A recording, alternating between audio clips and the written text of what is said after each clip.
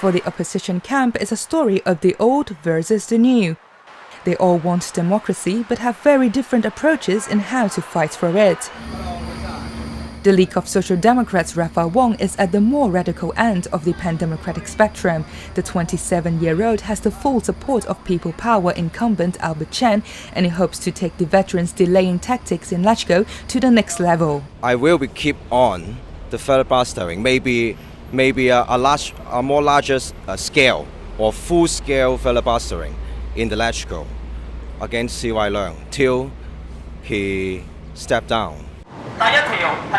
But some young guns aren't content with just making quorum calls or flooding the council with motions. Civic Passion's Zheng Chongtai says he's undergoing training to prepare himself for physical altercations in LegCo. But the PolyU teaching fellow doesn't consider himself a radical and says he'll do all he can to rebuild the public's trust in the basic law. It cannot guarantee our basic rights. So the only way to help and to save Hong Kong is to reform, to rewrite the basic law by our own hands. The ultimate mean is revolution. Before this, we need to have reforms. Young Inspiration's Candice Wong wants a referendum to determine Hong Kong's future, including possible independence from China. Mr. Wong left his job in the insurance sector to pursue a career in politics, but failed to win a district council seat last year.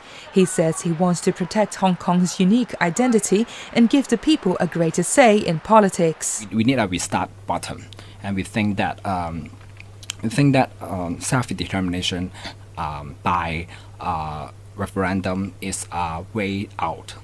Early polls suggest that the young guns could topple some established names in the pan-democrat camp, including veteran Frederick Fung from the Association for Democracy and People's Livelihood.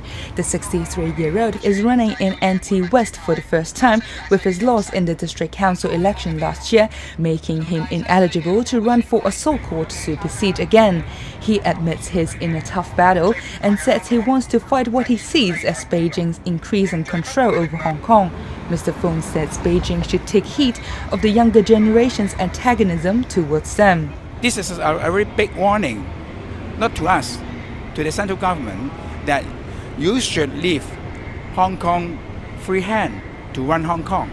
Mr. Fung's not talking about independence, but he wants the SAR to continue operating with a high degree of autonomy. That's a similar position to the Democratic Party's Andrew Wen. He's also no newcomer, having first run for LegCo 12 years ago, but this is his first time heading up a list. And Mr. Wang hopes many voters will agree with his contention that the best way forward for Hong Kong is to relaunch the failed political reform process and achieve universal suffrage. Some youngsters in Hong Kong, they are no more patient to wait the Beijing government to grant Hong Kong democracy. But I can't see any revolutionary way or radical ways were supported by the general public of Hong Kong. Civic Party incumbent Kwok Ka-ki believes a new constitutional reform package, if drafted democratically, can calm the row over Hong Kong independence. He was among those who voted down the government's reform proposal in LegCo last year because it would have allowed Beijing to vet chief executive candidates. Dr. Kwok says he doesn't regret a thing, adding that he'll reject any new proposals that don't offer genuine democracy. Although the central government or the SAR government has refused to switch on again the discussion and also the real package that should be given to the people of Hong Kong. But as me and the Civic Party, we would not stop and asking for a new package. Initial polls suggest that Dr. Kwok has a solid chance of winning another term in LegCo alongside fellow pan-democrat Lee Cheuk-yen. The Labour Party co-founder warns that if opposition forces don't unite now, they risk losing their veto power over constitutional change and members' bills. If we are so fragmented, then the pro-development can may get more seats, and then we may go to the extent or even to less than 1/3, then that will be disaster.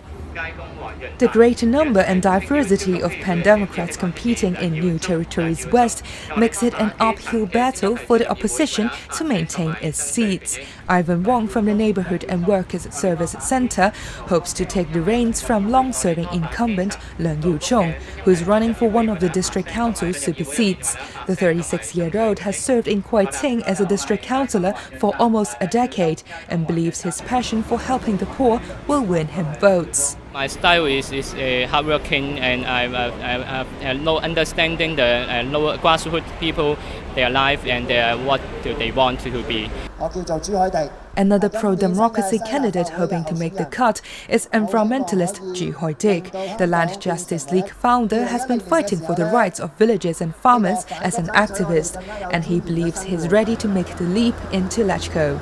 My political platform is no longer a minority aspiration, but something that can be put on the biggest political platform in Hong Kong. In a bigger area like the electoral election, I may be able to get a seat, win a seat for the advocates of green politics in Hong Kong. More than half the candidates in this constituency won't win, a fact that's not lost on independent Tong Wing-chi. The 30-year-old helps to run a charity called Common Society, and she says she is pro-democracy. And Ms. Tong wants to raise her profile for future elections and hopefully serve as an inspiration to others. I want to wake some people up, wake those people who have been politically ignorant before. This is what I really aim for, because I think this is how a healthy society is. Hendrik Low from the group Christians to the World is trying to win voters in a different way with his faith. The 34-year-old social worker is praying that Hong Kong can maintain its high degree of autonomy. As a Christian, should have a stance, and as a Christian, we should do the community work and concern the underprivileged to achieve our faith. There's a lot of uncertainty in the battle for 9 LegCo seats in this constituency. The pro-government side is playing it safe with 4 incumbents leading the charge, but the opposition is putting forward a much more complex lineup, with a plethora of new faces advocating new ideas. Will this approach end up costing them and split the vote? That will be in the hands of over 1 million voters in New Territories West.